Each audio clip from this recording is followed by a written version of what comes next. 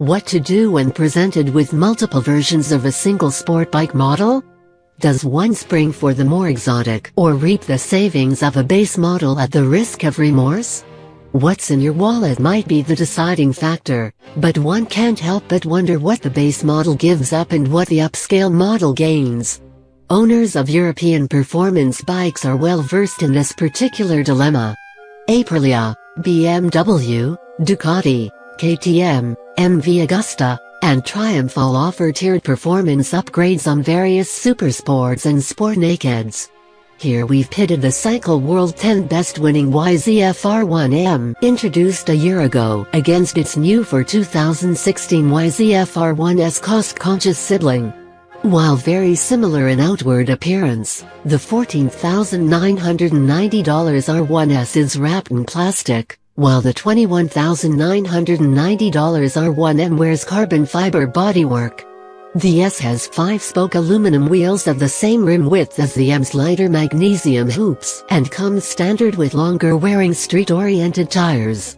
Aside from the different color and graphic treatment, the most notable visual cue is the Öhlins active electronic race suspension supporting the M. What you can't see matters as well, in that the S supplants the M's fracture-split titanium connecting rods with less expensive, conventional steel rods.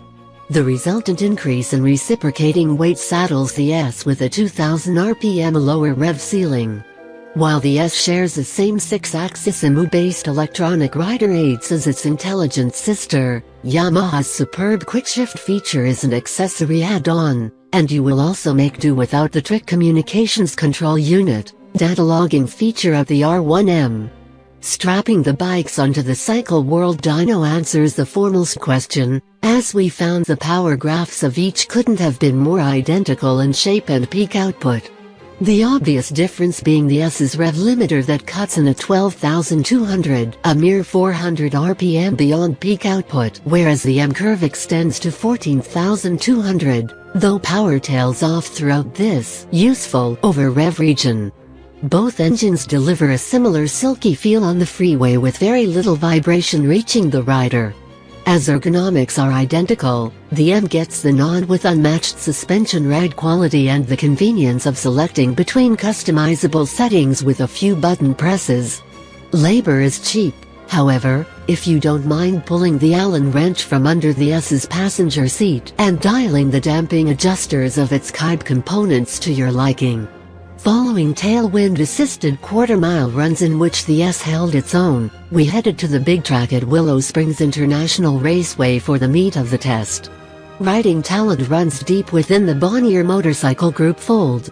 Account executive Chris Siebenhaar, a former AMA Superbike/Supersport racer with plenty of Willow race laps under his belt, joined me for this test.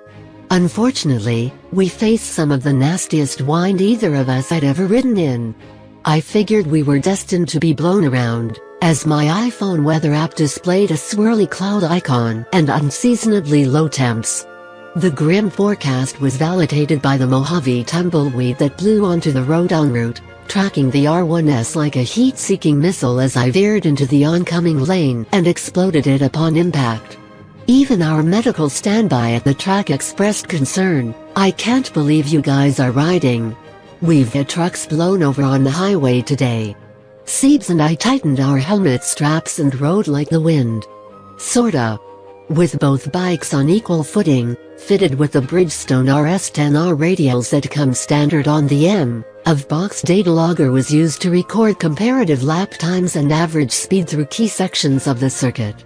Our time stints aboard each bike produced surprisingly close results despite both of us hammering the S model's rev limiter quite often. "I like that the R1M has a higher rev limiter," Siebenhaar noted.